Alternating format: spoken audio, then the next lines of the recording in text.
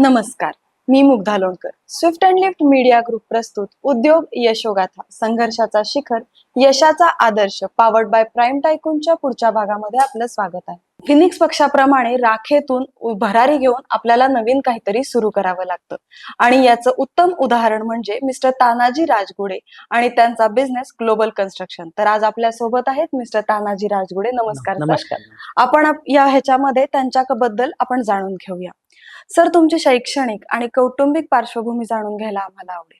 शैक्षणिक पार्श्वभूमी जर सांगायचं म्हटलं तर मी माझं गाव वडगाव पेठ ग्रामीण म्हणजे पुण्याजवळ पुण्यापासून 55 किलोमीटरवरती गाव आहे.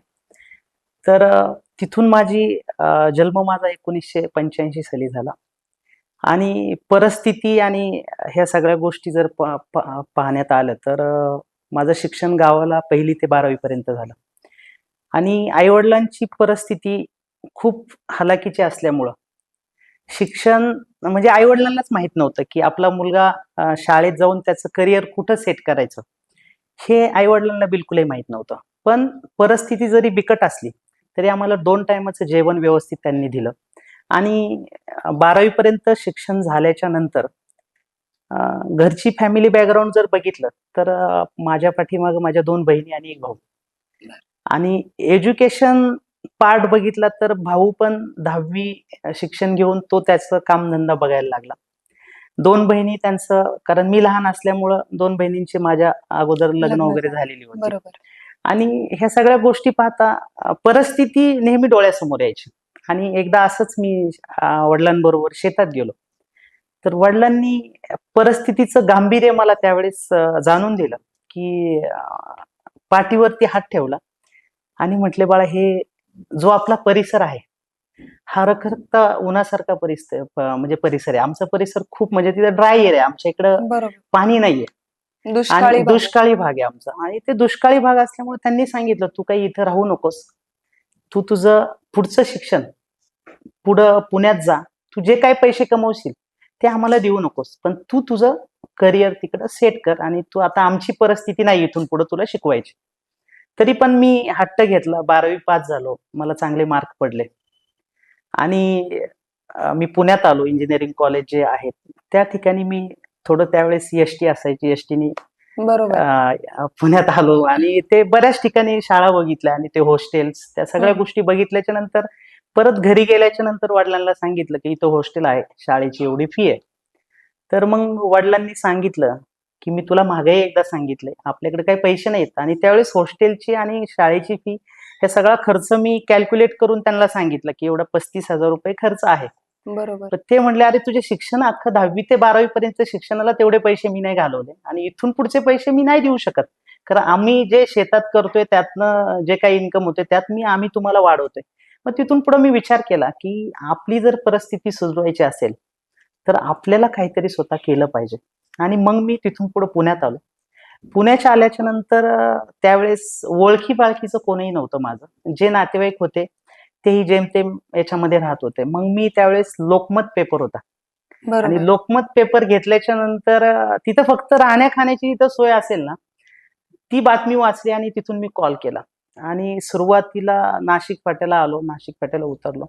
तिथे एक माझा म्हणजे माझ्या गावाकडचाच नाही, मी कॉल केला त्यांना, म्हणलं फक्त राहण्याची आणि खाण्याची सोय तुमच्याकडे होऊ शकते. ते म्हणले, येस, काही प्रॉब्लेम नाही, तुम्ही या, पण तुमचे 10वीचे 12वीचे डॉक्युमेंट्स आमच्याकडे ठेवावे लागतील. आणि मग ते डॉक्युमेंट्स मी ठेवले तिथं आणि ठेवल्याच्या नंतर जे काय होतं ते नवीन होतं माझ्यासाठी ऍक्च्युली. तिथं सगळं कॉस्मेटिक जे असतात म्हणजे लेडीजचे जे ते लेडीजचे जे काय हे असतात ते सगळं हे होतं आणि त्याचं मार्केटिंग करायचं होतं. आणि ट्रेन वगैरे काही गावाकडे काही पहिल्यांदा ते सगळं नवीनच होतं. आणि मग ते एक मुलगा मला ट्रेनिंगला दिला त्यांनी, म्हणजे 3 दिवस तुम्हाला ट्रेनिंग दिलं जाईल. ती एक मोठी बॅग असायची, ती अशी मागे पाठीवर अडकवायची आणि ती बॅग घेऊन त्यांच्याबरोबर ट्रेनिंगला जायचं. आम्ही असं रूरल एरियात फिरायचं आणि ते सगळं विकायचं आणि त्याच्यावरती आम्हाला इन्सेंटिव्ह असायचा.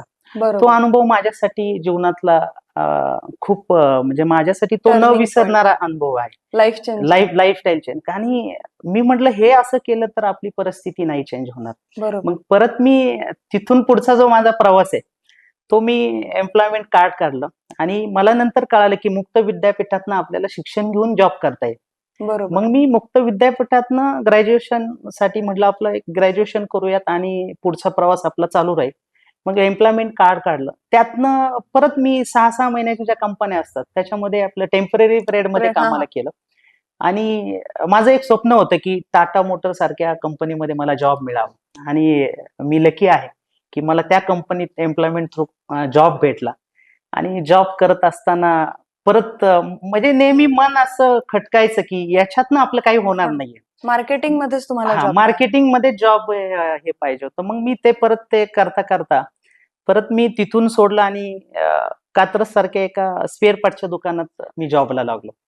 त्या स्पेअर पार्टच्या दुकानावरती मी अख्खं पुणे सायकलवरती फिरलेलो आहे. अख्खं पुणे. बर म्हणजे स्पेअर आमच्या दुकानात ऑर्डर यायची आणि त्या दुकानातनं जॉब घ्यायचा, तो सायकलला व्यवस्थित पॅक करायचा आणि कात्रज पासून इकडे खाली रास्ता पेठेत एक दुकान होतं आमचं. तिथून इकडे जॉब आणायचा किंवा मग आजूबाजूचे जे हे असेल गॅरेज असेल गॅरेज. त्या गॅरेजमध्ये ते द्यायला लागायचं बरोबर. आणि मी ते द्यायचा. पण 3 महिने परत तिथेही मला अस्वस्थ वाटू लागलं की आपली जॉब परत सॅटिस्फॅक्शन नाही. जॉब सॅटिस्फॅक्शन नव्हतंच आणि तिथं वाटलं की नाही आपली परिस्थिती काही चेंज होणार नाहीये. बरोबर. मग परत मी तिथून काही हे केलं आणि नंतर मला मिटकॉन मधनं रिअल इस्टेटचा जो कोर्स असतो हा, त्या रिअल इस्टेटचा मी कोर्स जॉईन केला आणि त्याच्यात मला मग तिथं चांगले मित्र भेटले. आवड निर्माण हा, झाली. आवड निर्माण झाली आणि त्यावेळेस रिअल इस्टेट क्षेत्र जे होतं ते खूप बूम होतं आणि त्याच्यात अर्निंग सोर्स जो होता त्यावेळेस तो खूप चांगला होता. आणि ते सुरुवात करत असताना मग तिथं परत मागं कौटुंबिक गोष्टी ह्या सगळ्या गोष्टी तिथं जरा मी सेटल झालो. मग ते मिटकॉन मधनं मी रिअल इस्टेट कोर्स आणि साईट सुपरवायझर जे असतात त्याचे हा, कोर्सेस म्हणजे कंप्लीट केले. कन्स्ट्रक्शन कन्स्ट्रक्शनची तिथून रिलेटेड. खरी उत्पत्ती म्हणजे तयार झाली की ते कोर्स केल्याच्या नंतर लक्षात आलं आणि मी नेहमी कॅल्क्युलेटिव्ह म्हणजे मी माझ्या जीवनात नेहमी कॅल्क्युलेशनला कधी विसरत नाहीये आणि कॅल्क्युलेशन करत असताना बऱ्याचशा गोष्टींच्या हे हे होतं की मला त्या गोष्टी आवडायच्या आणि मी ज्यावेळेस रिअल इस्टेट करायला गेलो त्यावेळेस रिअल इस्टेट करताना मला चांगली लोक भेटली आणि ऍज अ एका कंपनी बरोबर मला ऍज अ म्हणजे डायरेक्टर म्हणून संधी भेटली त्यावेळेस. बर. एका कंपनी बरोबर ऍज अ डायरेक्टर म्हणून साथ भेटल्याच्या नंतर त्या कंपनी बरोबर पण काही दिवस मी माझा काम केलं. प्रवास सुरू केला. म्हणजे आता मार्केटिंग मध्ये तुम्ही होतात. Yes, yes. सुरुवात तुम्ही मार्केटिंग पासून मार्केटिंग केली. पासून केलं. मग त्याच्यातून रिअल एस्टेटचा कोर्स करावा किंवा कन्स्ट्रक्शन बिझनेस मध्ये यावं असं का वाटलं? त्यावेळेस जे मित्र होते, जे आयुष्यात तुमच्या बरोबरीला मित्र चांगले असायला पाहिजेत बरोबर. आणि त्यावेळेस मला चांगले मित्र भेटले. मी खरंच त्या गोष्टीसाठी मला अभिमान मानतो त्या मित्रांचाही मानतो, की ज्यावेळेस आम्ही फावला वेळ असायचं, ज्यावेळेस बसायचं, तर मार्केट कुठल्या दिशेने चाललंय याचं आम्ही डिस्कशन करायचो. बरोबर. आणि त्यावेळेस आता कसं सोशल मीडियावरती सगळ्या गोष्टी अवेलेबल असायच्या. त्यावेळेस पेपर असायचा. पेपरशिवाय हो, तुम्हाला पेपर शिवाय नाही. पर्यायच पर्याय नसायचा. नसायचा. तर मी त्यावेळेस आम्ही पेपर घ्यायचा, पेपरमध्ये वाचायचं आणि तिथं नवीन काय डेव्हलपमेंट असेल किंवा नवीन काय कोर्सेस असतात. आजही पेपरला जर तुम्ही नोकरी विषयक असं खूप हो, येतं. एक खूप पेज खूप असतं पेज त्याच्यासाठी. असतं. आजही पण येतं आणि हो. मग ते आम्ही ते कोर्सेस बघितल्याच्या नंतर नाही बोललो हे केलं पाहिजे. पण याची फी किती, काय कसं? मग आम्ही जाऊन तिथं जायचं, चौकशी करायचं. कारण जो पगार होता ना, जो पगार खूप कमी होता. कारण मी बरोबर. माझं कौटुंबिक मगाशी तो विषय सांगितला मी तुम्हाला. मी माझ्या आईकडून ज्यावेळेस गावावरून पुण्यात आलो, त्यावेळेस माझ्या आईकडून मी फक्त ₹100 घेऊन आलो होतो. आणि त्या ₹100 वरतीच जे काही करत आलो ते करत आले. तिथून आणि बरोबर. मग ते कोर्सेस वगैरे बघितले आणि बघितल्याच्या नंतर असं वाटलं की आपण केलं पाहिजे. आणि नेहमी माणसाने जीवनामध्ये ज्यावेळेस सक्सेस व्हायचं असेल, ज्याला यशाचं शिखर गाठायचंय, त्यांनी आपला पाठीमागचा जो पास्ट काळ आहे, तो हम्म. कधी भूतकाळ जो आहे विसरू नये. विसरू नये. कारण तो तुमच्या डोळ्यासमोर जेव्हा येतो, त्यावेळेस तुम्हाला जसं तुम्ही सुरुवातीला बोललात की फिनिक्स पक्षाप्रमाणे तुम्हाला जे काही गिरटी घालायची आहे, हो. पण ती जमिनीवर पाय ठेवून जी गिरटी घालायची असते ती खूप महत्वाची असते. बरोबर. आणि मी ते कधीच विसरलो नाही. म्हणजे माझ्या जीवनावरती कुठलंही संकट आलं, तर त्या गोष्टी मी कधी माझा भूतकाळ मी कधी विसरलो नाही. बरोबर. तो नेहमी माझ्या डोळ्यासमोर ठेवत गेलो. आणि इथून पुढच्याही मी पिढीला म्हणजे माझ्या याच्यातून सांगेन, की तुम्ही तुमचा वर्तमान काळ जगता भूतकाळ पण तुमच्या डोळ्यासमोर असेल, तर तुम्हाला उंच भरारी घेण्यासाठी नक्की भूतकाळालाच प्रेरणा बनवायला हा पाहिजे. भूतकाळालाच प्रेरणा बनवलं पाहिजे. ते खूप महत्वाच्या गोष्टी असतात. जेव्हा तुम्ही ग्लोबल कन्स्ट्रक्शन सुरू करायचा विचार केलात, म्हणजे हम्म. रिअल इस्टेटचा तुमचा बरोबर कोर्स आहे, झाला, त्याच्या आधी तुम्ही कुठल्या कन्स्ट्रक्शन कंपनीमध्ये ट्रेनिंग किंवा असं नोकरी केली होती का, की येस येस येस, कन्स्ट्रक्शन? नक्कीच नक्कीच. ते सांगायला आवडेल. फॉर्च्यून एक कंपनी आहे. त्या कंपनी बरोबर मी त्यांचं सेल मार्केटिंग आणि साईट सुपरवायझर म्हणून तिथे मी काम करायचा. अच्छा. आणि त्यातनं नेहमीच म्हणजे माझ्याकडे मेजरमेंट टेप नेहमी असायचा. बर. आणि मी ते साईटवरती गेलो की दुपारपर्यंत माझं सेलिंगचं काम असायचं. त्याचे जे कस्टमर येतात त्यांना फ्लॅट दाखवणं, ते करणं आणि दुपारनंतर साईटवरती सुपरवायझरिंग करणं. जी काही कामं असेल ती जबाबदारी दिलेली असायची ती पूर्णपणे मी पूर्ण करायचा. आणि साईडवरती आज जर एखादं काँक्रीट झालं किंवा एखादं मास्किंग असेल किंवा आमच्या ह्याच्यात बीम असेल किंवा कॉलम्स असतील, त्याचं स्टील काय असतं, त्या स्टीलचं मी ते सगळं असं लिहून ठेवायचं. ऑब्झर्वेशन करायचं की ह्याच्यासाठी आज एवढं एवढं यांनी गोणी सिमेंट वापरलं, एवढं हे केलं, मग याच्यासाठी खर्च किती आला. तर मी ते माझ्याकडे ठेवायचा, कारण तो माझा अभ्यास होता. आणि तो अभ्यास मी करायचा नेहमी, म्हणजे मला ते आवडायचा अभ्यास करायला आणि मी ते करत राहायचं नेहमीच त्याच्यामध्ये. मग जेव्हा तुम्ही ग्लोबल कन्स्ट्रक्शन सुरू केलं त्यावेळेला तुम्हाला म्हणजे असं होत नाही की आपण आज माझ्या डोक्यात आलं आणि मी उद्या बिझनेस सुरू केला, बरोबर. त्याच्यासाठी आपल्याला बऱ्याच अडचणींना तोंड द्यावं लागतं. तर अशा कुठले कुठले चॅलेंजेस तुम्ही फेस केले सुरुवात करताना कंपनीची? मी ज्यावेळेस सुरुवात केली, कारण मी रिअल इस्टेट आणि मार्केटिंगचं जॉब केलं होतं, त्याच्यामुळे मी मार्केटिंगमध्ये असल्यामुळं आम्ही स्वतः एक प्लॉटिंग केलं सुरुवातीला. ते प्लॉटिंग करत असताना बरेचसे क्लायंट भेटायचे की त्यांचं फेन्सिंगचं काम करून द्या, कुठं आम्हाला बंगलो बांधायचा आहे. ह्या छोट्या मोठ्या गोष्टी माझ्या डोळ्यासमोर नेहमी यायच्या आणि ते पण म्हणायचे, तानाजी हा प्लॉट विकलाय, पण याच्यासाठी पुढचं कन्स्ट्रक्शन करणारा कोणी माणूस आहे का. तर ते माझ्या डोळ्यासमोर यायचं. आणि मग मी 2007 साली माझी स्वामी समर्थ एंटरप्राइजेस नावाने कंपनी स्थापन केली. आणि त्यावेळेस बऱ्यापैकी थोडे पैसे आले, रिअल इस्टेट मधनं पण पैसे आले. आणि मग मी एक चॅलेंज घेतलं की आपण स्वतःच प्रोजेक्ट का नाही करायचा. बरोबर. तर मी मग तो प्रोजेक्ट करण्याचा विचार केला. तर माझ्याबरोबर 2-3 मित्र होते, तेही माझ्याबरोबर तयार झाले की आपण करूयात, काही प्रॉब्लेम नाही. आणि त्यावेळेस प्लॉटिंग खूप छान चालायचं, प्लॉटिंग व्यवसाय. एक गुंठेवारी करून ते प्लॉट विकायचे, तो व्यवसाय खूप जोरात होता. कारण अजूनही एनए प्लॉट्स ऍड्स असतात. आणि त्यावेळेस 2007 मध्ये रिअल इस्टेट मार्केट खूप बुम्म होतं, खूप हे होतं. आणि आम्ही ते प्लॉट एक परचेस करून ते सगळे बाउंड्रीज वगैरे केल्या. आणि तो प्लॉट आम्ही केल्याच्या नंतर आमचं मार्केटिंग चालू झालं. मार्केटिंग एवढं टफ होतं की त्यावेळेस लोकांना ते सांगणं, आणि प्रॅक्टिकली आम्ही स्वतः जायचं, कारण आम्ही ऍज अ डायरेक्टर म्हणून कंपनीचे होतो. पण तरी पण आम्ही क्लायंटला आमच्या गाडीतनं घेऊन तिथं जाणं आणि त्याला पुढच्या 50 वर्षाची स्वप्न दाखवणं. कारण माझा मार्केटिंगचा पिंड असल्यामुळे त्याच्यात मी कधी कमी नसं पडत.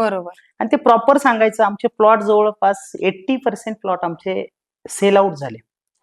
पण ही जी गोष्ट आहे ती कुणाच्याही आयुष्यात होऊ नये. आम्ही जे प्लॉटिंग केलं, ते प्लॉटिंग त्यावेळेसचे जे मुख्यमंत्री होते त्यांनी बीडीपीचा रूल लावला. आणि तो बीडीपीचा रूल असा होता की जे डोंगर आहे आणि पर्यटन विकासामध्ये जे डोंगर आहेत ते ज्यांची डेव्हलपमेंट घेतली आहे, तिथं त्याच्या आजूबाजूला तुम्हाला डेव्हलपमेंट करायला अलाउड नाही. आणि आमचा तो प्लॉट त्याच्यात अडकला. अरे बापरे. आणि अडकल्याच्या नंतर सगळं पुढं ऐन उमेदीचा काळ होता. जी काही स्वप्न होती, जी स्वप्न बघितली होती, ती स्वप्न कुठंतरी अशी चुरगळल्यासारखी झाली. आणि तो एक विचार आला की हे जे केलंय इथं कुठंतरी आपल्याला आता त्रास होणार. आणि पेपरला बातमी आली. आणि क्लायंट हुशार असतात, क्लायंटनी सगळी पेपरची बातमी वाचल्याच्या नंतर आम्हाला फोन चालू झाले. तो जो 1 महिना होता ना मॅडम आयुष्यातला, मी तो कधी विसरू शकणार नाही. त्या महिन्यामध्ये एवढी उलथापालथ झाली आमची की आमच्या जवळचे जे काही पैसे होते ते पण, जे काही पैसे कमवले होते त्यावेळेसचा माझा 2007-08चा माझा प्युअर लॉस 10,52,000 रुपये. आजही तो आकडा माझ्या लक्षात आहे.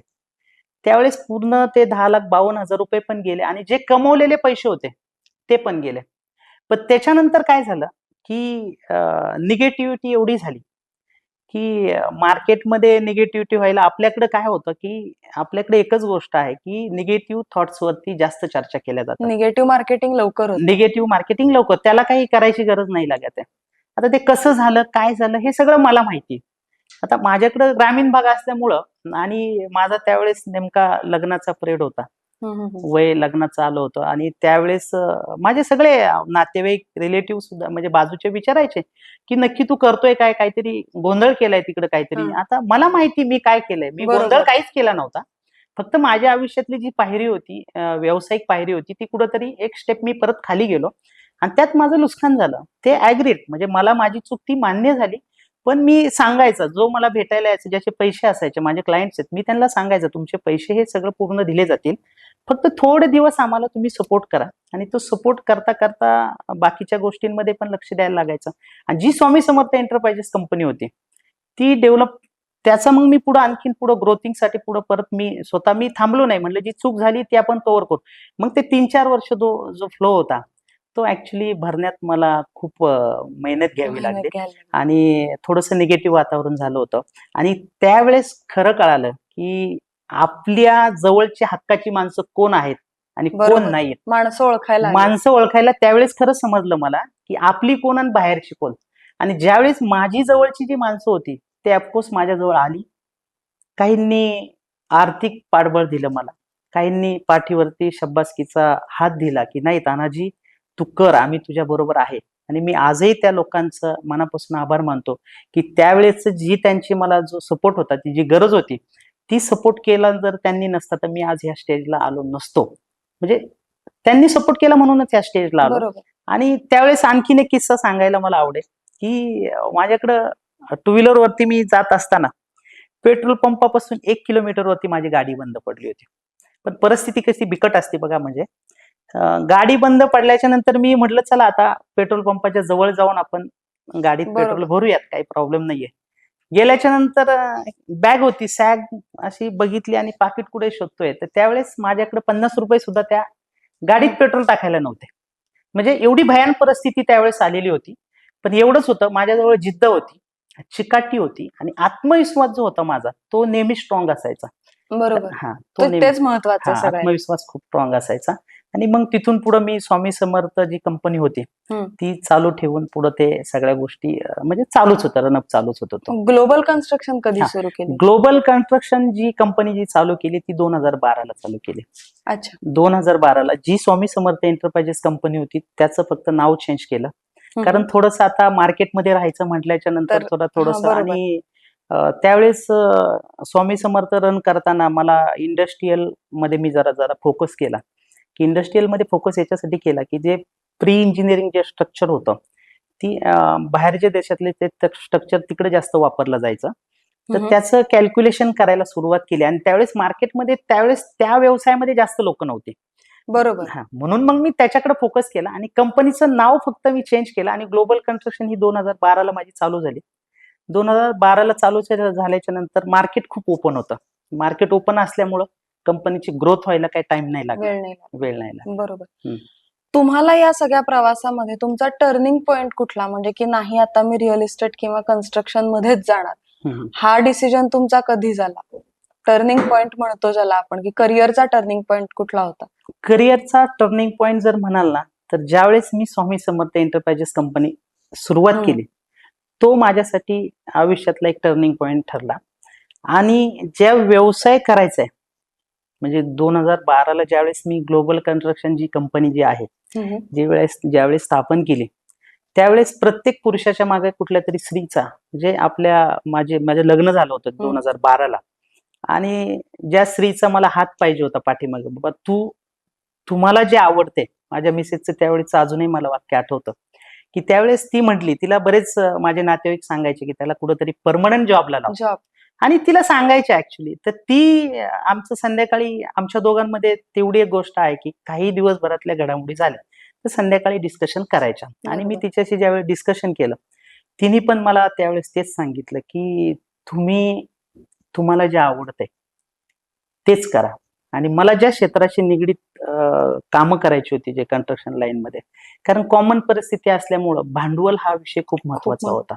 आणि त्यावेळेस असं कोण नव्हतं की तानाजी तू भांडवल घे आणि व्यवसाय चालू कर. कारण जो व्यवसायातनं पैसा येतोय, जो प्रॉफिट होतोय तोच पुढे गुंतवायचा आणि तेच पुढे भांडवल उभं करायचं. काही वेळेस असं असायचं भांडवल कमी पडलं तर व्याजाने पैसे घ्यायला लागायचे मार्केटमधनं. बरोबर. आणि मला घरून तसा खूप सपोर्ट मिळाला. अक्षरशः माझं लहान मुलगी जी आहे ती 6 महिन्यापासून आम्ही पाळणा घरात ठेवली आणि तिने तिचा पार्ट कंप्लीट केला, की 2 टायमाचं घराचं आणि बाकीचा जो खर्च आहे तो तिने कम्प्लिटली 4 ते 5 वर्ष पूर्ण हँडल केला. आणि आमचं सकाळी पहाटे 5 वाजल्यापासून तर रात्री 11 पर्यंत आम्हाला कामच करायला लागायचं. कामच. कारण माझ्या साईडवरती, कन्स्ट्रक्शन साईडवरती टाइम नसं भेटत. टाइम नाही. बरोबर. टाइम नाहीच आहे. कारण मी कधी 8 वाजता यायचं, कधी 9 वाजता, तर कधी टाइम येण्याचा टायमिंग नव्हता. जायचा टायमिंग असायचा, पण यायचा टायमिंग नसायचा. आणि तिने तो पार्ट अक्षरशः परफेक्टली हँडल केला आणि त्याचमुळं मलाही बिझनेससाठी भरारी घेण्यासाठी मला नक्कीच तो सपोर्ट झालाय. बरोबर. आता माझा पुढचा प्रश्न ह्याच्याशीच रिलेटेड आहे, की तुमचा बिझनेस सुरू करण्यामागे प्रेरणा कोण? कोणीतरी एक प्रेरणास्थान असतं आपलं, की ज्याच्यामुळे आपल्याला मिळतं की नाही मला हे करायचं आणि मी हे करणार आहे. तर असं प्रेरणास्थान कुठलं तुमचं? प्रेरणास्थान म्हटलं तर माझ्या आयुष्यामध्ये जे काही मी स्वतःच माझ्यासाठीच प्रेरणास्थान आहे. मी कुणाचं आयडियल वगैरे काही असं नाही. फक्त ज्यावेळेस अभ्यासामधनं आलं की आपण ह्या क्षेत्रामध्ये आपल्याला चांगलं आपण यश मिळू शकतो. बरोबर. माझे प्रेरणास्थान म्हटलं तर माझे आई वडील. मी एवढंच बरोबर. सांगू शकतो, त्याच्या पलीकडे जास्त नाही सांगू शकत. आता हा सर्व्हिस प्रोव्हायडिंग सेक्टर आहे बरोबर आहे. Construction business. मग त्याच्यामध्ये रोज तुम्हाला तर खूप लोकांशी डील करायला लागत असेल. बरोबर म्हणजे आहे. क्लायंट आहे, वर्कर्स आहेत, बाकीचे थर्ड पार्टी व्हेंडर्स असतात. तर मग यांच्याशी डील करत असताना कुठले अनुभव येतात तुम्हाला? याच्याशी अनुभव डील करताना खरोखर काही चांगले पण अनुभव असतात, काही वाईट अनुभव असतात. कारण जो थर्ड पार्टी जो असतो, आजकाल एक मार्केटमध्ये एक ट्रेंड खूप वेगळा झालाय, की काम थोडं करायचं पण पैशाचा मोबदला जास्त घ्यायचा. जास्त घ्यायचा. आता जो वर्कर कॅटेगरी जी आहे, मी बरेच माझ्याशी वर्कर, माझ्याकडे आता काही 16-16 वर्ष झालेले वर्कर आहेत. पण मी त्यांना नेहमी सांगतो, की तुम्ही काहीतरी अचिव्हमेंट करा. तुम्ही चांगल्या हेतूने विचार करा. पण त्यांची कॅटेगरी तशी नसते. त्यांचं ते दिवसभर काम करायचं आणि संध्याकाळी तेवढे पैसे घेतले, की त्यांचा तो विषय संपला. संपला. त्याच्यामध्ये चॅलेंजिंग खूप येतं. कारण लेबर मॅनेजमेंट करणं, कारण काय असायचं, लेबर ज्यावेळेस बाहेरून मागवू लागतात. बऱ्याच वेळा असं की ऍडव्हान्स घ्यायचा आणि तो ऍडव्हान्स घेतल्याच्या नंतर तुमच्या साईडवरती उद्या लेबर येतील आणि तो माणूस पुढच्या वेळेस फोन बंद करतो. आणि आपण पुढच्याला कमिटमेंट दिलेली असते की तुम्हाला ह्या टायमिंग मध्ये मी बरोबर. प्रोजेक्ट करून देईल. बरोबर. आणि मग त्याचं प्रेशर, परत लेबरचं प्रेशर, ह्या गोष्टी हँडल करायला आहे ना खरोखर खूप मोठा टास्क येतो आणि तो हँडल करायला त्रास होतोच. पण नंतर मग मी ठरवलं की नाही, आपण थोडंसं स्वतः उतरलं. मी काय करायचं, डिपेंड ऑन राहायचा. म्हणजे माझं असं असायचं की एखाद्या व्यक्तीवर विश्वास ठेवलाय तो आपल्याला व्यवस्थित ती चैन लावून देईल. पण तसं नसतं. व्यवसाय करताना तुम्हाला स्वतः तिथं जाऊन थांबल्याशिवाय तुमचा व्यवसाय होतच नसतो. म्हणजे सुरुवातीचे काही काळ तरी मी म्हणजे जवळपास कुठलाही व्यवसाय करताना तुम्हाला 4 ते 5 वर्षे हे सेट करायला जातात. आणि व्यवसाय एकदा एखादं क्षेत्र निवडलं ना, ते क्षेत्र बदलायचं नाही. एक बरोबर. माझं तरी पॉइंट ऑफ व्ह्यू ते क्षेत्र बदलायचं नाही. तो माझ्यासाठी म्हणजे लेबर मॅनेज करणं हा आमच्यासाठी सगळ्यात चॅलेंजिंग हा जॉब होता. Challenging job. चॅलेंजिंग जॉब होता कारण तो. तुमची क्रेडिबिलिटी पण तुमच्या हो. अनुभवावरती आणि आणि ह्या रादर स्किल वरतीच येस अवलंबून येस येस असते. त्याच्यावरती डिपेंड असते. आता एखादा असा क्लायंटशी आलेला अनुभव, पहिला अनुभव तुमचा, की तुमचा कन्स्ट्रक्शन बिझनेस मधला तुम्ही एखादं कन्स्ट्रक्शन कम्प्लीट केलेलं आहे आणि त्याच्यानंतरची तुमची भावना किंवा क्लायंटचा अनुभव. होते एक माझे क्लायंट होते.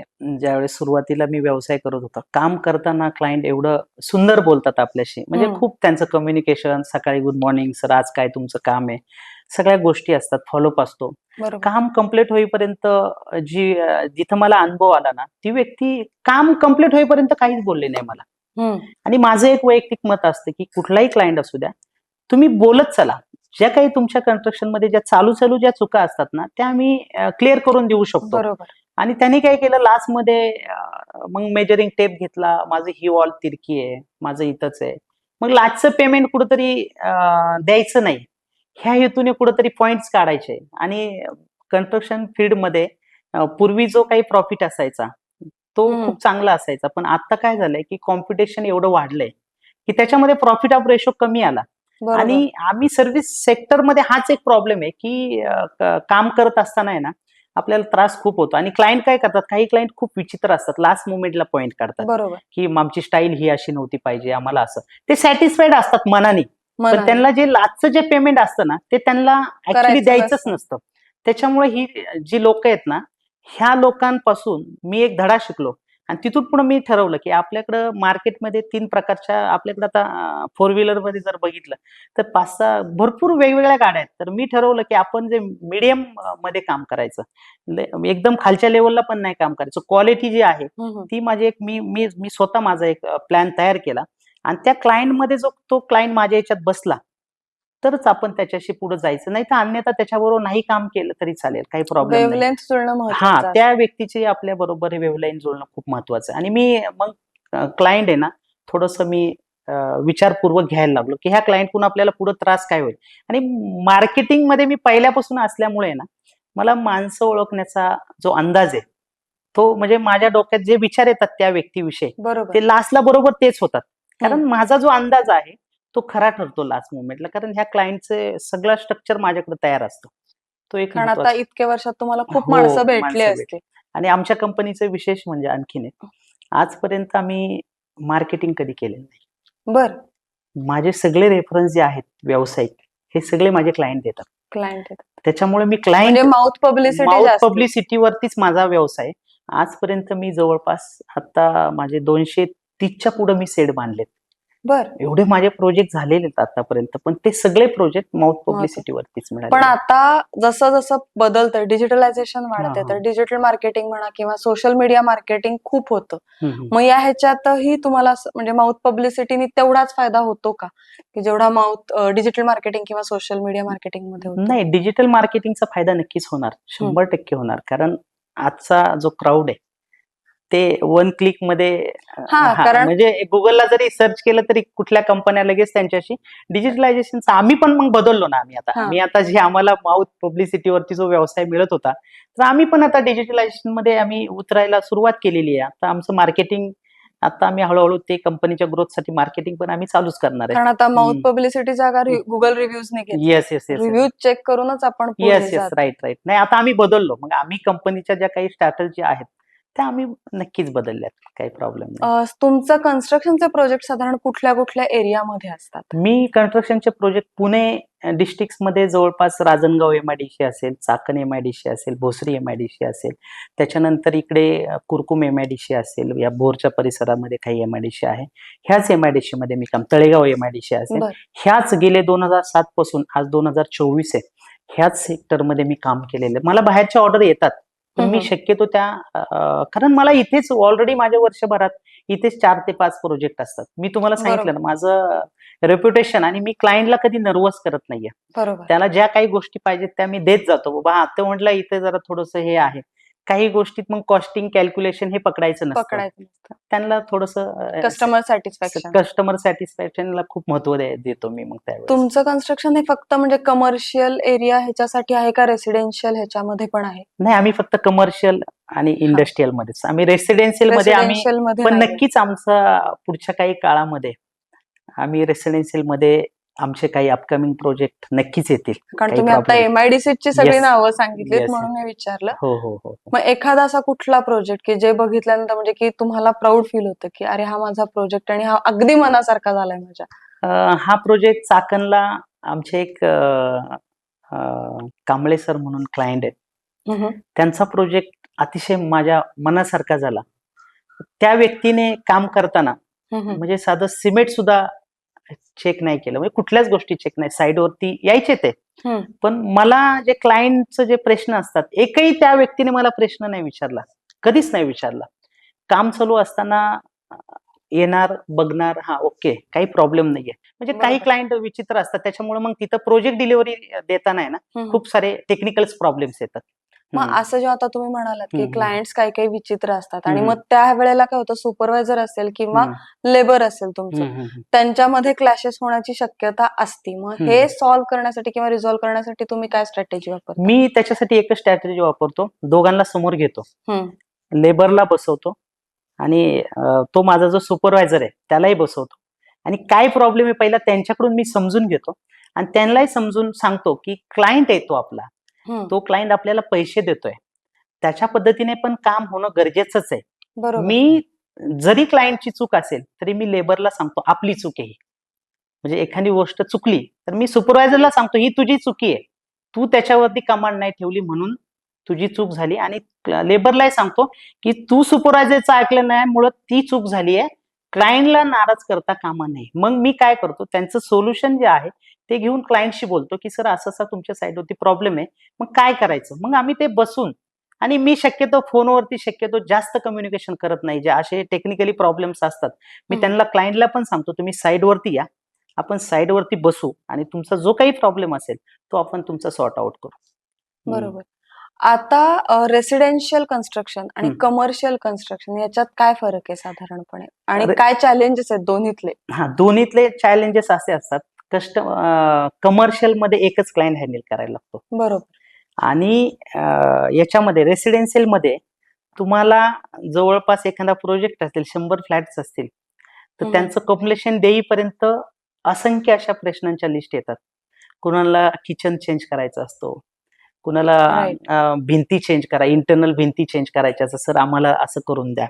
कारण कस्टमर सॅटिस्फॅक्शन खूप महत्वाचं आहे, बरोबर. आणि तो सॉल्व्ह करायला त्यासाठी टीम, आणि छोट्या कामांसाठी नेहमी पैसे जास्त जातात, बरोबर. नेहमी पैसे जास्त. आणि जे छोटे मोठे चेंजेस असतात ना, चालू मध्ये केले तर त्याला पैसे कमी जातात. पण हम्म. ज्या वेळेस तुम्ही काम कम्प्लीट झाल्यानंतर चेंजेस करायचे असतात, त्यावेळेस मी माझ्याकडे पण नेहमीच कस्टमरला सांगतो की तुम्ही ते चेंजेस जे आहेत ते आम्हाला सुरुवातीला सांगा, सुरुवातीलाच सांग. म्हणजे तोडफोड नको करायला. कारण मग काय होतं की एखादी काही गोष्ट पेंटिंग झालंय आणि परत तुम्ही तिथं काहीतरी करा, असं करा तसं करा, त्याच्यात काय जातो, माझाही वेळ जातो, माझ्या बरोबर. टीमचाही वेळ जातो, आणि प्लस त्यांचे पैसे जातात.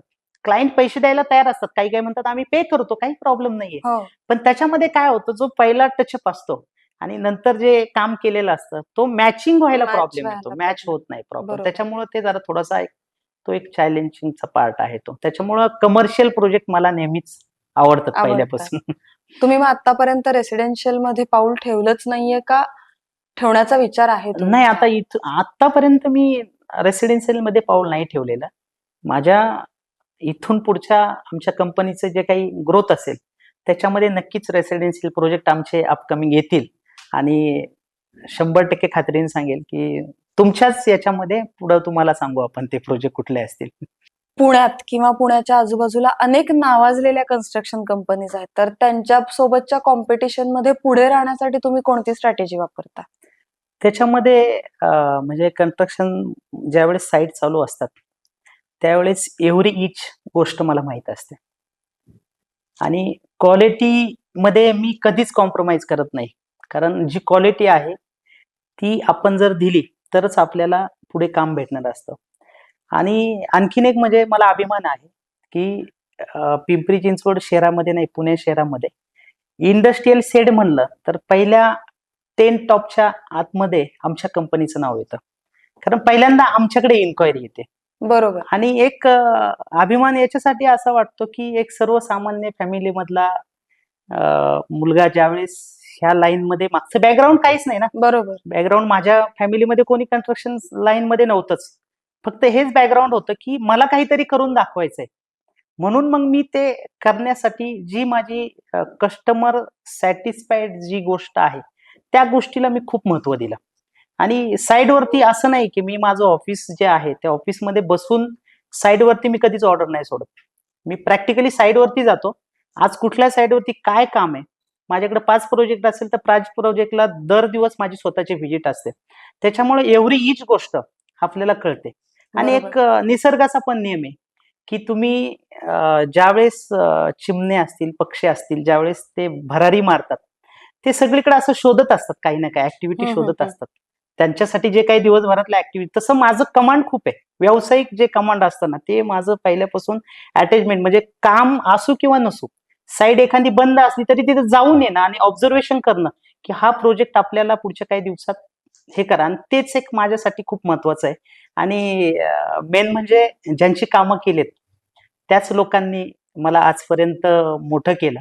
बरोबर. आणि इथून पुढची अपेक्षा हीच असेल की कस्टमर सॅटिस्फाईड जे काय आहे ते आमच्या कंपनीचं ब्रीथ वाक्य आहे की प्रत्येक एव्हरी प्रोजेक्टला क्वालिटी जी आहे ती नेहमी आपण अपग्रेड करायची. प्रत्येक प्रोजेक्टला एव्हरी प्रोजेक्टला क्वालिटी अपडेट करत राहायची. जी बरोबर. काय असेल क्वालिटी कॉम्प्रोमाइज नाही, तो क्लायंट असो किंवा नसो, कॉम्प्रोमाइज नाही करायचं. त्याच्यामुळं मग मला जी ऑर्डर आहे, आणि लोक क्लायंट पण आले ना, माझा प्रोजेक्ट आणि बाजूचा प्रोजेक्ट ज्यावेळेस पाहतात त्यावेळेस त्यांना बऱ्यापैकी तथ्य जाणवतं आणि ते स्वतः म्हणतात नाही बाबा आपली क्वालिटी चांगली आहे, आपल्या सेडमध्ये ज्या काही गोष्टी आहेत म्हणजे कुठल्याच गोष्टी मी स्किप करत नाही.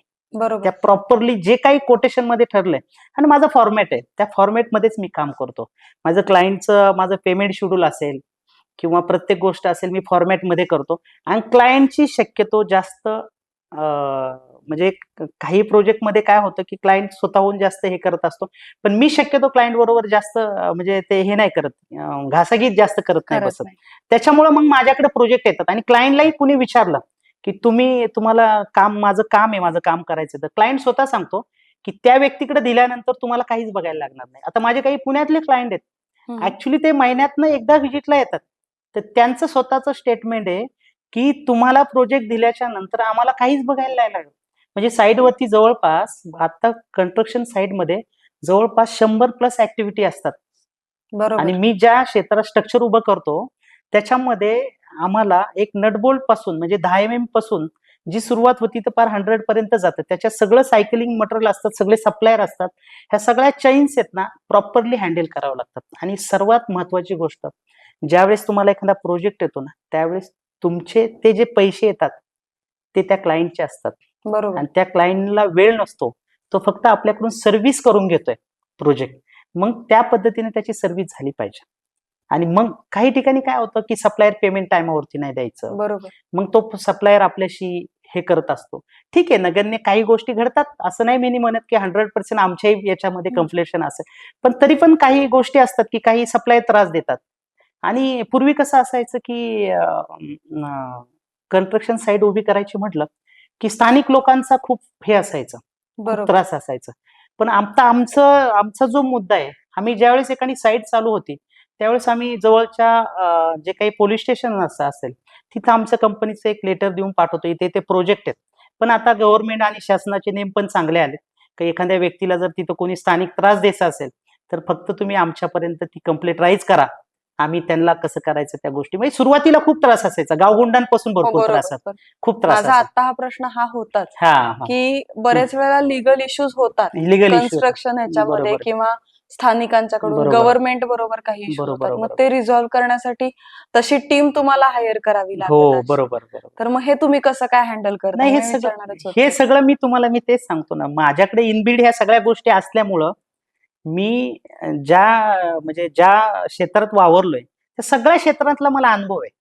त्याच्यामुळं मी शक्यतो फोनवरती कम्युनिकेशन, मी तुम्हाला मगाशी बोललो बरोबर. की फोनवरती कम्युनिकेशन मी फार कमी करतो. मला टेबल मीटला मी खूप महत्व देतो आणि टेबल मीट मध्ये सोल्युशन निघतं बरोबर. आणि कुणाचाही काही प्रॉब्लेम असेल तर रॅपो बिल्ट होतो आणि आणि रेपो बिल्ड होतो आणि तो व्यक्ती आपल्या बरोबर मग पुढेही तो कनेक्टिव्हिटी मध्ये राहतो. बरोबर. त्याच्यामुळे ते सगळे हँडल करतो प्रॉब्लेम. त्याच्यामध्ये काही आपल्या कंपनीला काही तसं काही प्रॉब्लेम नाही येते. इथून पुढच्या 5 वर्षात तुम्ही तुमच्या कंपनीला कुठे बघता?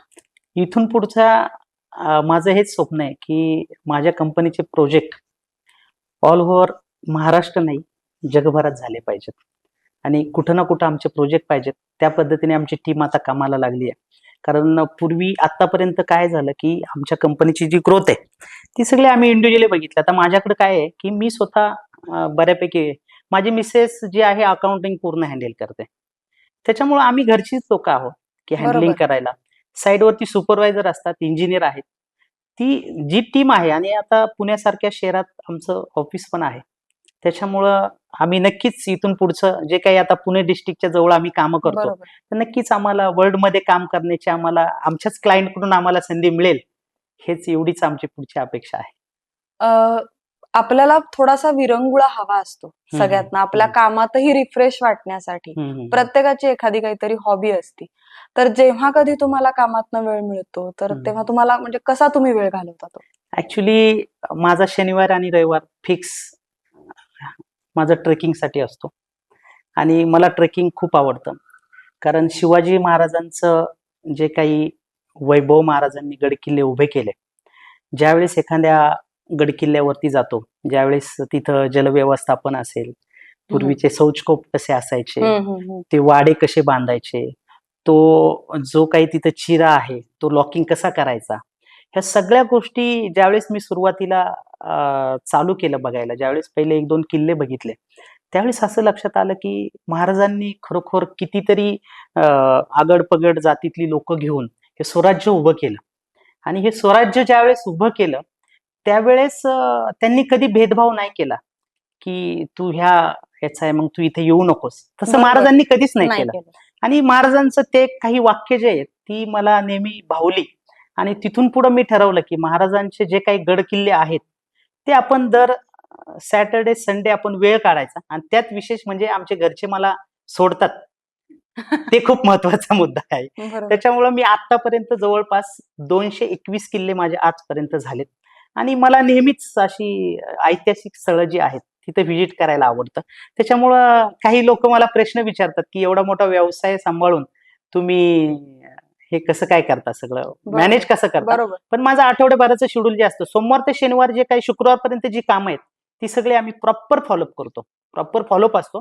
आणि पुढच्या 2 दिवसाचं जे काम आहे ते मी प्रॉपर लाईनअप करून जात असतो. त्याच्यामुळे तिथं काही मला शक्यतो प्रॉब्लेम येत नाही. प्रॉब्लेम येत आणि नाही. प्रॉब्लेम आलाच तरी फोन असतो, त्याच्यावरती सोल्युशन देता येतं. बरोबर. हम्म. आता गेल्या 5 वर्षामध्ये स्वतःचा बिझनेस सुरू करण्याचं हे खूप वाढलेलं आहे. बरोबर. स्टार्टअप्स किंवा आता आपण ते शार्क टँक वगैरे बघतो त्याच्यामध्ये स्टार्टअप्स आणि हे ते खूप येतात. हम्म. तर या केसमध्ये ज्यांना नवीन कन्स्ट्रक्शन बिझनेस मध्ये नवीन पाऊल टाकायचं आहे किंवा स्वतःची सुरुवात करायची आहे वेगळी, तर त्या नव उद्योजकांसाठी तुम्ही काय सल्ला द्याल? त्या उद्योजकांसाठी मी हेच सांगेन की माझं ज्यावेळेस मी प्लॉटिंग केलं होतं, त्या प्लॉटिंग मध्ये ज्यावेळेस मी 10,52,000 रुपये लॉस जिथं माझा झाला, त्याच मातीमध्ये जिथं माझा लॉस झाला होता, मी तेच जी जागा होती किंवा जे मोटिवेशन होतं माझं, मी म्हटलं जिथं माझं गेलंय ना तिथंच परत उगवतं. आणि त्याच फील्डमध्ये मी परत काम करून माझं जे एम्पायर आहे ते उभं केलं. मी तरुण पिढीला एवढंच सांगेल माझ्या माध्यमातून की तुमचं जे सराउंडिंग आहे, मित्रमंडळी जी आहेत तुमची, ती खरोखर सकारात्मक विचाराची व्हायला. निगेटिव्ह लोक तुमच्या बरोबर नाही पाहिजेत. आणि कुठलाही व्यवसाय करत असताना कमीत कमी तुम्ही 3 वर्ष त्या व्यवसायाला दिलं पाहिजे. कमीत कमी 3 वर्ष. कारण काय होतं की व्यवसाय टाकलाय, आत्ताच्या तरुण पिढीचा एक ओघ वेगळा आहे की त्यांचा बरोबर. विचार असा असतो की व्यवसाय टाकलाय आणि मला लगेच पैसे मिळायला पैसे. पाहिजे, मला लगेच कार भेटली पाहिजे, मला चांगलं गॅजेट पाहिजे, मला ऍपलचाच फोन पाहिजेत. ह्या सगळ्या गोष्टी आहेत ना, ह्या गोष्टी न पाहता व्यावसायिक दृष्टिकोनातनं तुम्ही खूप चांगल्या विचारांचा. आणि मी एक वाक्य वाचलेलं आहे, मला ते आजही आठवतं की ज्या वेळेस आपण रुळलेल्या वाटेने जाणारे सगळेच असतात. बरोबर. रुळलेल्या वाटेने जाणारे सगळेच असतात. पण ज्यावेळेस स्वतःचं अस्तित्व जेव्हा उभं करायचं असतं त्यावेळेस स्वतःचा मार्ग नक्कीच शोधावा लागतो तुम्हाला. आणि तो शोधण्यासाठी तुम्हाला जे काही कष्ट पडेल ते तुम्ही केलं पाहिजे. आणि अजून एक वाक्य आहे की आता आपण जे मुलांना चांगले गॅजेट्स देतो त्याच्यापेक्षा तुम्हाला जो व्यवसाय करायचा त्या व्यवसायाची शिक्षणाबरोबर त्याची तिजोरी आपल्या बरोबर असणं खूप महत्वाचं आहे. गॅजेट महत्वाचे नाहीयेत. व्होकेशनल एज्युकेशन तुम्हाला प्रॅक्टिकली साईडवरचा अनुभव खूप महत्वाचा आहे. आणि तो अनुभव असल्याशिवाय तुमच्या बिझनेसची ग्रोथ होत नाही. आणि सदैव तुमच्या आजूबाजूला पॉझिटिव्ह विचार करणारी, निगेटिव्ह जरी गोष्ट असेल ना ती पॉझिटिव्ह मध्ये कशी घ्यायची, बरोबर. हे विचार आला पाहिजे. चैन, मजा, मस्ती ह्या ठराविक पिरियड मध्ये केल्या पाहिजेत. पण ज्यावेळेस व्यवसाय म्हटलं की त्याच्यामध्ये फोकसच लागतो. आणि मी माझ्या व्यवसायामध्ये प्रॉपर फोकस दिल्यामुळंच माझा व्यवसाय इथपर्यंत आला. नाहीतर 100 रुपयाचे आज माझा व्यवसाय काही करोडोमध्ये चालतोय. म्हणजे आईकडून 100 रुपये घेऊन आलेला एक साधा कॉमन ग्रामीण भागातनं मुलगा आज शहरात येऊन जर 100चे फक्त शून्य वाढवतोय एका 100च्या नोटीवरती, तर ही बरोबर. गोष्ट कुणाला अशक्य नाहीये. कुणाला पण करू शकतात. पण त्याच्यासाठी तुम्हाला आहे ना तुमचे विचार आणि तुमच्या आजूबाजूची, पुन्हा मी तेच सांगेन, तुमच्या आजूबाजूचं सराउंडिंग खूप महत्वाचं. आणि ते सराउंडिंग फॅमिलीमध्ये पण असणं खूप गरजेचं आहे. बरोबर. हा. आता तुम्ही जसं सांगितलं की तुम्हाला जेव्हा सुरुवात केली तेव्हा तुम्हाला खूप मोठं नुकसान सहन करावं लागलं, बरोबर आहे, त्यातनं बाहेर पडलात. आताच्या उद्योजकांचं किंवा नवीन स्टार्टअप जे लोक तयार करतायत, उभे करतायत, त्यांना लगेच डिप्रेशन येतं की नाही Yes. चालला माझा बिझनेस, की लगेच डिप्रेशन येतं. बरोबर मग आहे. त्याच्यातनं ते चुकीचं पाऊल उचलतात. हे उचलतात. आपण खूप ठिकाणी वाचलंय, बरोबर ऐकलंय. आहे, बरोबर मग आहे. अशा लोकांना मोटिवेशनल काहीतरी किंवा पॉझिटिव्ह राहण्यासाठी तुम्ही काय सांगाल? मी एवढंच सांगेल की जरूर माणसाने पैसा कमावला पाहिजे. पैसा मुलांच्या शिक्षणासाठी लागतो, फॅमिलीसाठी लागतो. पण तो पैसा कमावताना काही स्वतःची स्ट्रॅटर्जी रन करणं खूप गरजेचं आहे. काहींचं असतं की नाही माझं आता 50 कोटी झालेत, मला 100 कोटीवरती जायचंय. बरोबर. मग त्यावेळेस काय होतं की बँकांचं लोन हम्म. आणि अदर सेक्टर मधनं लोन घ्यायचं, मग ते प्रोजेक्ट. आणि जवळपास मी काही फॅमिलीज बघितलेत की 99% EMI चालू आहे त्यांचे. 99% EMI चालू आहे. फक्त 1-2% ते घर भागवतात त्यांचं. म्हणजे काय होतं की आजकालचा जो फोकस आहे व्यावसायिक बघण्याचा, की फक्त लाईव्ह जीवन पाहिजे, ते बरोबर. चुकीचं आहे, फार चुकीचं आहे. तुमच्याकडे नसू द्या गाडी, तुमच्याकडे कुठल्या गोष्टी नसल्या तरी चालतील, पण तुम्ही ज्या क्षेत्रात उतरलायत ना, त्या क्षेत्रामधलं तुम्हाला नॉलेज आणि ते क्षेत्र टप्प्याटप्प्याने जा. कारण आपण साधा जिना चढताना सुद्धा टप्प्याटप्प्यानेच चढतो. बरोबर. डायरेक्टली वरती टॉपला नाही जात कधी, कोणच नाही जाते. बरोबर. हा, जमिनीवर पाय नक्कीच तुम्हाला गगन भरारी घ्यायची आहे, पण ती तुम्हाला जमिनीवरती पाय ठेवून गगन भरारी घ्या. हाच माझा तरुण पिढीला आता सल्ला असेल. आणि जास्त म्हणजे दिखाऊपणात न जाण्यात प्रॅक्टिकल राहणं आयुष्यात खूप महत्वाचं आहे. गरजा काय आपल्या कधी संपणार नाहीयेत. बरोबर. आपलं एक घर झालं की दुसरं घर होतं, एक ऑफिस झालं तर आणखीन मोठा स्पेस पाहिजे, आपल्याकडे स्टाफ पाहिजे, ह्या सगळ्या गोष्टी पाहिजेच, पण त्या कॅल्क्युलेटिव्ह पाहिजेत. बरोबर. त्या कॅल्क्युलेटिव्ह असेल तरच तुमची जी ग्रोथ आहे ती चांगल्या पद्धतीने होऊ शकते. हे खरंच खूप म्हणजे हे गरजेचं आहे हे तरुण खूप- पिढीने लक्षात घेणं आणि हो. त्याच्यावरती एक्झिक्युशन करणं. Yes. नुसतं लक्षात घेणं महत्वाचं नाहीये, हम्म. एक्झिक्युशन करणं. खूप महत्वाचं. थँक्यू सर, तुम्ही इथे आलात आणि Yes, yes. आमची खात्री आहे की तुमचं जे 5 वर्षात स्वप्न आहे की जगभरात कुठे ना कुठेतरी तुमचं कन्स्ट्रक्शन असेल, Yes. ते नक्की पूर्ण होईल. Yes yes. Thank you so तुमच्यासारख्या स्टुडिओ किंवा तुमचं जे कंपनी आहे Swift and Lift Media. या कंपनीने आमच्यासारख्या लोकांना हा प्लॅटफॉर्म उभा करून दिला, हेच आमच्यासाठी खूप महत्वाचं आहे. कारण ह्या गोष्टी आपल्या तरुण किंवा लोकांपर्यंत पोहोचणं लोकांपर्यंत गरजेचं आहे. पोहोचणं गरजेचं आहे. आणि नक्कीच तुम्ही असे नेहमी प्लॅटफॉर्म आमच्यासारख्या व्यावसायिकांना देत चला. आणि आमच्याकडूनही तुमच्या व्यवसायासाठी खूप खूप शुभेच्छा. थँक्यू.